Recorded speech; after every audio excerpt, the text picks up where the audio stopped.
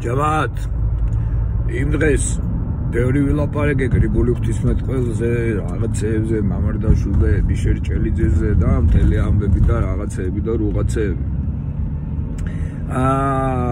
პატრიოტიზმთან დაკავშირებით სამშობლოს სიყვარულის, სამშობლოსადმი სიყვარულისთან დაკავშირებით მამული სადმი. დედა სამშობლოსადმი, მამული და ასე შემდეგ და ასე შემდეგ, ხო? მაგრამ მე აღმოჩნდა რომ იქ მედო ის iPad-ი კარგად არიწევს და აქ მედო მანქანაში ეს ხმაური იყო ძალიან იძულებული გავხდი რომ მაგრამ იქ ჩემი აზრით დავასრულე საქმე. ეხლა სუმირებას გავაკეთებ, იმიტომ რომ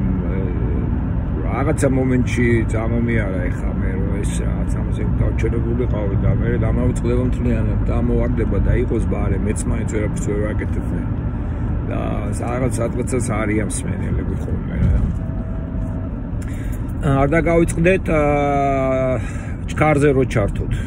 ესე იგი შედით სეტინგებში YouTube-ის მარჯვენა ზემოთ 3 წერტილია ესეთი კუთხეში YouTube-ის ეკრანზე დააჭირეთ, იქ ჩამოიშლება და adjust speed თუ რაღაცა წერია speed რა და იქ არის 1.25 ნელიც არის, რაღაცა არის. ხო და ნუ 1.5-ზე მე მგონი ჩემი ლაპარაკის სისწრაფე. ისე მივეჩიე სხვადასხვა ამ მანქანაში ჯდომას და ესე გაფანტულობთ, იმიტომ რომ არც ხო გზას უყურებთ, აქეთ უყურები აზრი გამირბის იქ რაღაცა ხდება მე რაღაცა და რომ ესე ნელა ლაპარაკს მივეჩიე. ადრე პირიქით ძალიან სწრაფი ლაპარაკი ვიცოდი ხოლმე, იმიტომ რომ მეკარგება აზრი და კონცენტრირება. ხო, ესე იგი პატრიოტის ედიშერ ჭელიძე უკავშირებს 64-სადმი ჩვენს ნოსტალგიას, რომელიც ბუნებითად ადამიანის შექმნილია 64-ისათვის და ჩვენ გვაქვს 64-ის ნოსტალგია. ნუ ეხლა იქ ედიშერი არ აკონკრეტებს, რომ ესე იგი 64 არის ნამდვილი ჩვენი სამშობლო და იქ არ აკონკრეტებს ხა 64-ში ბრუნდებით ჩვენ და ეს 64 ესე უკან წასვლა დროში, ესე თუ ისტორიულად ვახლოვდებით თუ ისტორიას გადავახტებით თუ რაღაც ეს თემები არის რეალურად რო იცოდეთ თეოლოგიაში რეალურად არის ეს და თვითონ 64 ედიშერი აშკარად მომხრეა გადაწვდომის თეორიით რომ 64-შიც ხდება განვითარება თეორიის მომხრეა ედიშერი, მაგრამ ნუ ზოგიერთი ავტორი ამბობს რომ ყველა წმინდა მამისთვის ესე არ იყო, ზოგისთვის იყო, ზოგისთვის არ იყო. მაგალითად ზოგი თulis 64-ში რომ ხალხი სტატიკურ მდგომარეობაში ხდები, უბრალოდ ნეტარებ და ხარ ამ ნეტარებაში და არავითარი რამე წინსვლელობა იქ აღარ ხდება განვითარება. ხოლო გადაწვდომის თეორია ესე იგი ეპექტასისის რა გრიგორი ნოსელიდან იღებს ედიშერი, რომელიც ასე ვთქვათ გრიგორი ღვთისმეტყველთანაც მეტნაკლებად ასტურდება და არიან ესეთი მამები მაგალითად ესეთი ჯერ გაურკვეველია ესე იგი მსგავსი შეხედულება აქვს თუ არა. ჩემი აზრით უპირობოდ ჩემი ისეთი აზრი მქონდა უპირობოდ ქონდა მაქსიმე აფსარებელს ესეთი აზრი, მაგრამ შემდეგ დავფიქრე რომ შეიძლება სულაც არა. იმიტომ რომ მაქსიმე არაფერს მაქსიმე ბოლომდე არა იკვლევს მაქსიმე, რაღაცას იყენებს სხვადასხვა კონცეფტებს მაქსიმე გამოსათქმელად კარგული თავისი შეხედულების. უბრალოდ მე ჩვენ ვაკეთებთ ამის რეკონსტრუქციას. ესე იგი აი ეს აზრი რომ ბოლომდე მიიყვანა, ან იქნებ მაქსიმეს ქონდა რაღაცა თავისი ინტუიციები, ან რაღაცა წანამძღვრები და აი იმის ბაზაზე გამოთქვავს ამას და ჩვენ უნდა მივხვდეთ იმას, მაგრამ აი პირდაპირ მაქსიმე აფს არ ამბობს რა ესეც რომ თქვა რომ აი ესე ყველაფერში რაღაც ესეა რა, რაღაცას გრიგორი ღვთისმეტყველსაც და ესეთივე ის აქვს. ნოსელსაც ესეთი აქვს, ყველა წმინდა მამას დაახლოებით ესეთი აქვს, მაგრამ მეტნაკლებად რაც უფრო მეტად ფილოსოფიურია ესე იგი წმინდა მამა რომელიმე, ვით უფრო მეტად ჩდება ეს ვითარება, რომ არც ერთი კონცეფტი, არც ერთი ფილოსოფიური კონცეფტი არ მეაქვთ ბოლომდე გარდა იმისა, რომ ანუ იესო ქრისტე აღდგამდრეთით და ჩვენ მის პრედით აღდგომაში რაღაცნაირად მონაწილეობს და გველოდება მარადიული ცხოვრება. აი ეს მარადული ცხოვრება, მარადული დაანჯვა, მაგრამ აი მაგრამ არც ყველაფერს ამას აკეთებენ, მხოლოდ ერთ თეორიის გარშემო, რო გითხარით ქრისტეს აღდგომის გარშემო, მაგრამ დანარჩენები ყველაფერი არის ჰიპოთეზებივით არის რა. ჰიპოთეზას სხვანაირად იპოთეზო ბერძნული სიტყვაა რა, იპოთეზო ნიშნავს ქვეშ შეუდგამ რა, იპოსტასივით არის რა, იპოთეზის რაღაცა, რაზეც შემდეგ თეორია უნდა განვითარდეს. მაგრამ თავისთავადი იპოთეზას თავისთავადი რაღაცა მნიშვნელობა, არსობრივი მნიშვნელობა არ აქვს, თუ ის არ გაახსნა, მაგრამ რაღაცის მის საფუძველზე რაღაცა შეიძლება გავიგოთ, ეს ფილოსოფიურად ზამნიშნულოვანი რამეები, ამას მამარდაშვილიც ამას რაღაცა გაუგებარი ელემენტებით რაღაცას ვიგებთ. ეს აი არტის თანამედროვე ანალიტიკურ ფილოსოფიაში ხელოვნების მხატვრულ ნიმუშის ან ზოგადად მხატვრულობის ფილოსოფიურ შემეცნებაში მონაწილეობასაც არის, რომ აი თვითონ მხატვრული ესთეტიკური თუნდაც მარტო მაგაში არის კანტანაც ეს ესთეტიკურა შემოიაზრებ მორალისა და ჭეშმარიტების მთლიანობას რაღაცნაირად შეიგრძნობ სიამოვნებაში, მაგრამ თვითონ ესთეტიკურობას არ მოაქვს თავისთავადი რამ ცოდნა. ის ცოდნა უნდა შემდეგ მის საფუძველზე შეიძლება რაღაცა გაიგო, მაგრამ თავისთავად ეს არის ერთგვარი ჰიპოთეზასავე. ეს არის როგორ არის მოწყობილი ეს შემეცნება ხოლმე რა, ზოგი ესე ამბობს, ზოგი ისე ამბობს. ხო, ეს იპოთეზია და ჩვენ ამას უწოდებთ ხოლმე მართლმადიდებლად თეოლოგიუმენი, თეოლოგია და თეოლოგუმენი. თეოლოგუმენი ქვია მაგალითად შეიძლება ვინმე გამოთქვას აზრი, წმინდა მამამ ანუ ვიღაცამ გამოთქვას რაღაც აზრი, რომელიც მისი პირადი აზრია და ის შეიძლება იქნას გაზიარებული, ნაფიქრი სხვების მიერ, მაგრამ საეკლესიო სწავლების ან დოგმის დონეზე ის არ აიყვანება. საერთოდ კერძო რომელიღაც წმინდა მამის რაღაცა აზრი და მე ამ თეოლოგუმენის შეიძლება განვითარება ფილოსოფიურად და შემდეგ შეიძლება ამ თეოლოგიუმენის საფუძველზე ეკლესიამ რაიმე დოგმატიც მიიღოს, ოდესმე. ესე იგი საერთოდ საყოველთაო საეკლესიო სწავლებად იქცეს. მაგრამ რაც ახლა ნოსელს აქ ან რაც უფრო მეტად ფილოსოფოსე თეოლოგებს აქ, წმინდა მამის აქ, მით უფრო გადადიან თეოლოგიუმების სფეროებში და არა იმდენად დოგმატი მარტივი არის ხოლმე რა, ერთი რაღაცა და всё დამთავრდა. ყველაფერი მის გარშემო ტრიალებს. ასე რომ ეს ეპექტასის თეორიას ედიშერი არ განიხილავს იქ, როცა ლაპარაკობს, რომ სამოთხე არის ის სამოთხისადმი ნოსტალგია, ესე იგი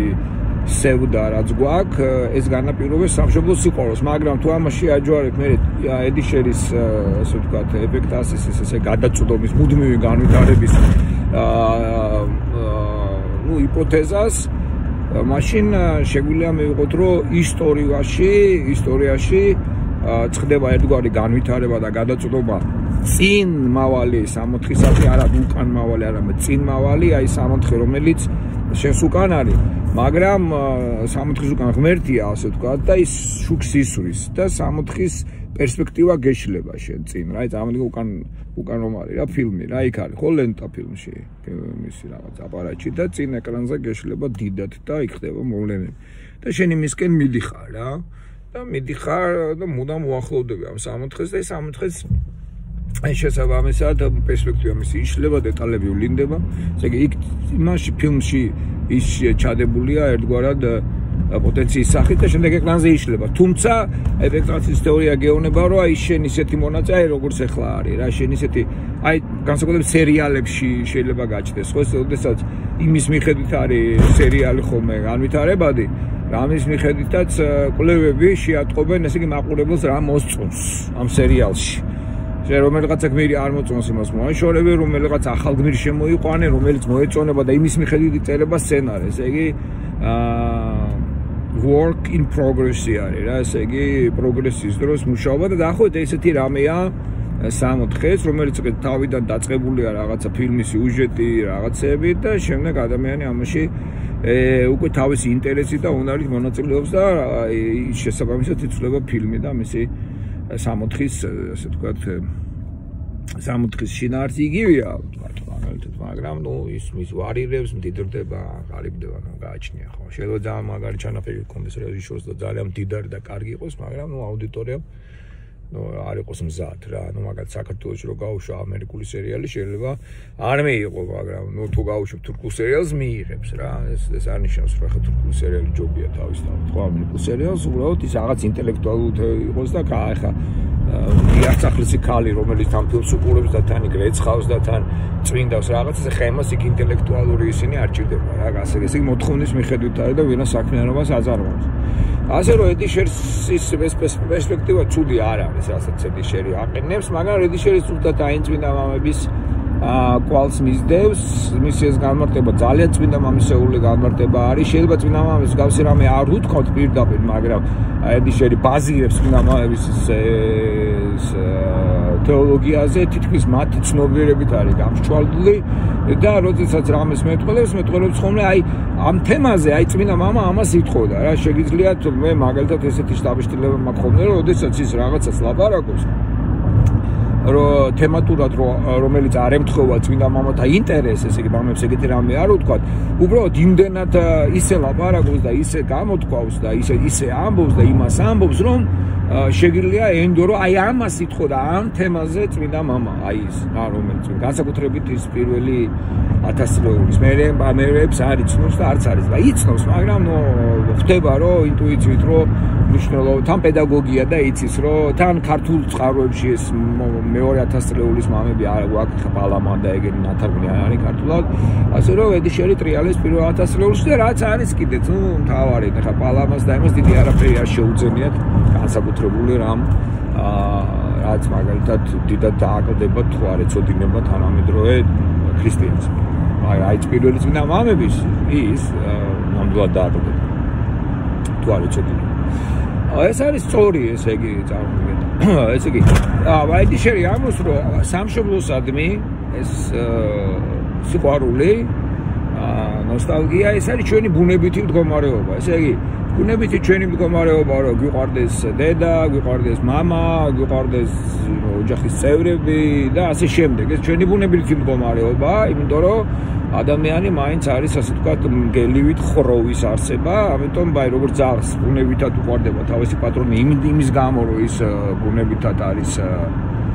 ხროვის ჯოგის ან ხროვის ძაღლების შემთხვევაში ხროვა ხროვის ცხოველი, აქედან გამომდინარე უყვარს პატრონი და პატრონის ყველა ოჯახის ყველა წევრი და ასევე ადამიანი ბუნებითად არის ხროვის ჯოგის არსება, უფრო ხროვის, იმიტომ რომ დაწესებულები ვართ არსება ვართ და შესაბამისად ჩვენ ბუნებითად გვაქვს ერთმანეთთან თანაცხოვრებისადმი ტოლვა.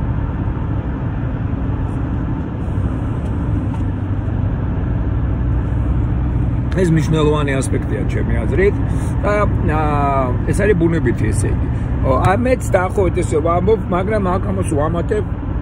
ჩემი ბუნამ, რაც არავითარ შემთხვევაში არ არის ედიშერის აზრის წინააღმდეგი კი არა პირიქით. ესე იგი,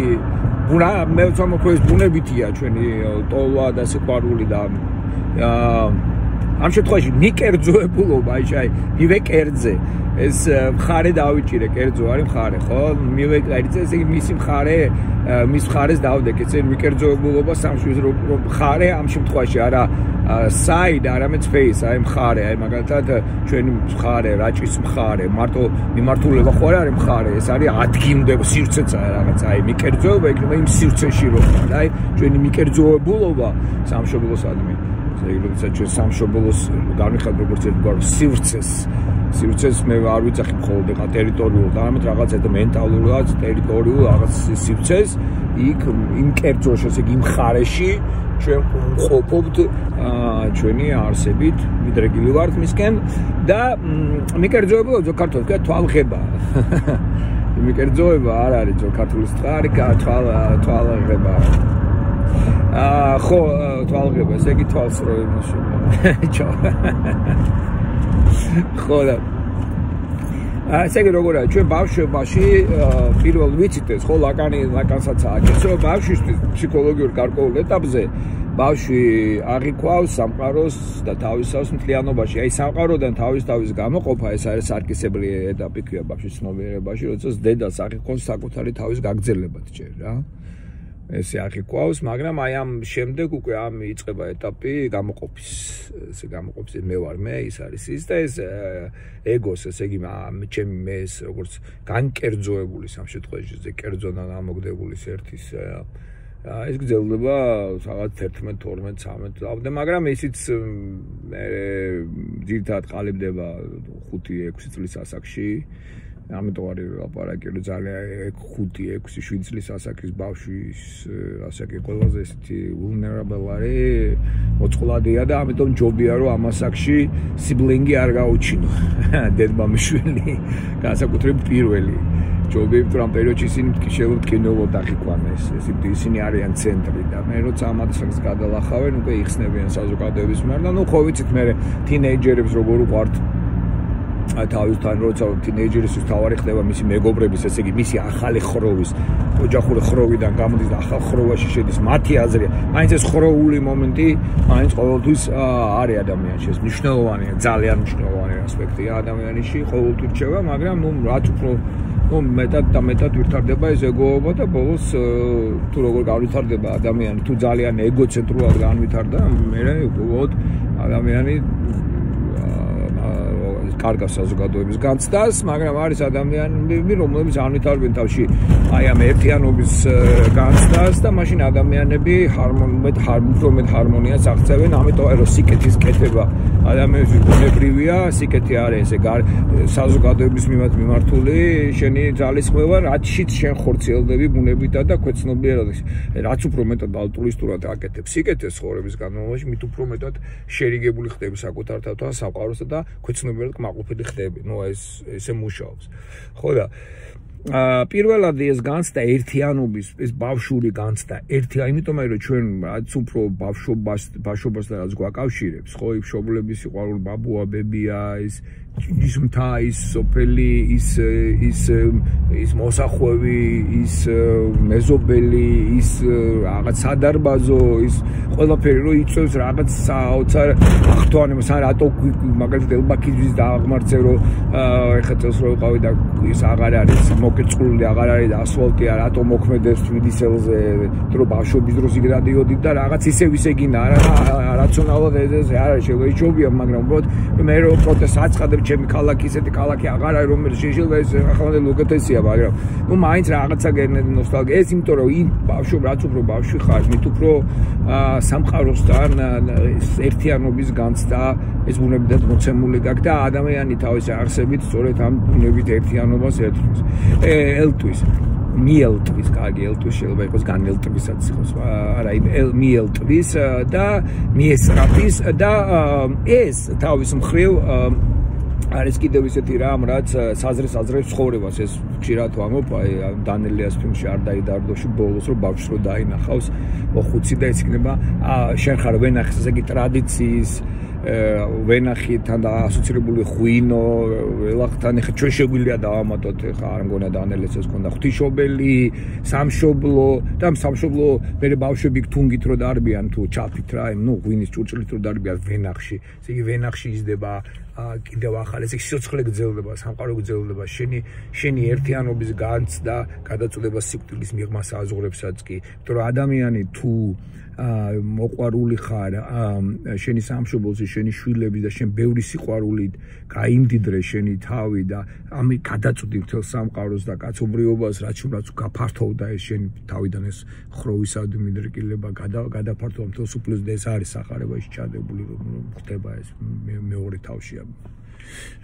პირველივე თავშია იოანესი ის როგორ ხდება ეს გავრცობა ოჯახიდან გადადის მეგობრებზე მე ქალაქზე და მე იერუსალიმიდან გადაწყვეტება რომს და რომიდან გადაწყვეტება სამყაროს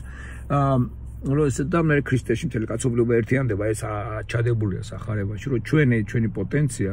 იმიტომ რომ ეს ერთიანობის განცდა ჩვენ გვაქვს მთელ სამყაროსაც და ქმნილებასთან, ამიტომ რომ თეოლოგიაში აი რომ ადამიანი თავის თავში აერთიანებს ყველაფერს, ღმერთსაც, სამოთხესაც,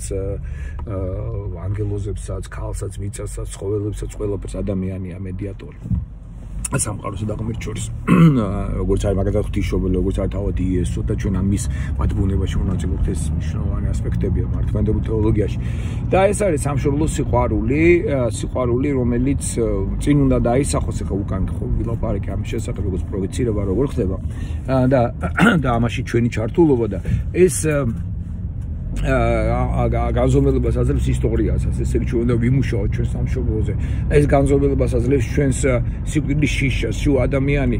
და ეს მისტიკურ გამოცდილებაში ძალიან მნიშვნელოვან როლს თამაშობს. ასე და მისტიკური გამოცდილება არის სწორი ის გამოცდილება, როდესაც ადამიანი LSD იქნება ეს თუ როგორც რანაირადაც არ იქნება, პოეტებს აქვთ ესეთი თუ რაღაც ისინი ავენ სიკვდილი საერთოდ როგორც კონცეფტი სასაცილოც კი ხდება, იმიტომ რომ იმხელა ერთიანობას გრძნობს სამყაროსთან და ეს ერთიანობა იმდენად ბუნებითია და ყოველად გამსჭოლია შენი არსობლით, ყოველ მხრივ და ყოველად გამჭოლია შენი არსებობის და არსობის, ესე იგი არსების, რომ შენ ხვდები რომ ეს სამყარო სანამ ცოცხალია და თუნდაც რომ არც იყოს ცოცხალი და დასრულდეს რა ხარ ამ სამყარომ ერთხელ მაინც თუნდაც ერთი წამით იცოცხლა, ეს იმხელა მნიშვნელოვანია, იმხელა გამარჯვებაა სიცოცხლისა სიკვდილზე, რომ სიკვდილი აბსოლუტურად განხარებულია და ამას შენ განიცდი და შენ ამაში მონაწილეობ და ზოგიერთი ადამიანი ამით ცხოვრობს რა მე ნუ მთლიანად ეს იმდენად გამშვალოს მის არსებას ერთიანობა აბსოლუტურად დასრულებული ერთიანობა რომ ეს ხდება აბსოლუტურად წარულშლელი შთაბეჭდილება და შეგრძნება და ცნობიერების მოდუსი მისტიკოსებისათვის რა და მე უკვე სიკვდილს უკვე საერთოდ აზრი აღარ იმიტომ სიცხლე ჩქეებს ის და შენ ამ სიცოცხლის უკვე მონაწილე ხარ გინა ასე გინა ეს უბრალოდ ეს მონაწილეობა შენ თავში უნდა განა აი მაგალითად როცა მიდიხარ და ცასახედავ და ლამაზი ღრუბელები ან რაღაც ეგეთი მშვენიერებას ვხედავ და აი რა არის ეს ხო ხო ეს მშვენიერების და სიამოვნების განცდა რომ რატოც არ იმიტომ რომ რაღაცა თითქმის ყველაფერს დაასრულებს და ერთიანობაში მოაქცევს ცისრკალი ეს ერთიანობის განცდა ჰარმონიას აკეთებს ჩვენ შინაგან სამყაროს ჩემ საკუთარ მეს სხვის მეებს შორის საზრის და იგება ეს სისავსის გრძნობა რო ხშირად ვიყენებთ ხოლმე ჰარმონიის გრძნობა, მორგებულობის გრძნობა, თანაშეწყობილობის გრძნობა, ჰარმონია ხო ჰარმონო არმოს არფარა სადაც მუსიკა ჟღერს ესე თანაშეწყობილობა აბა ჰედა აბა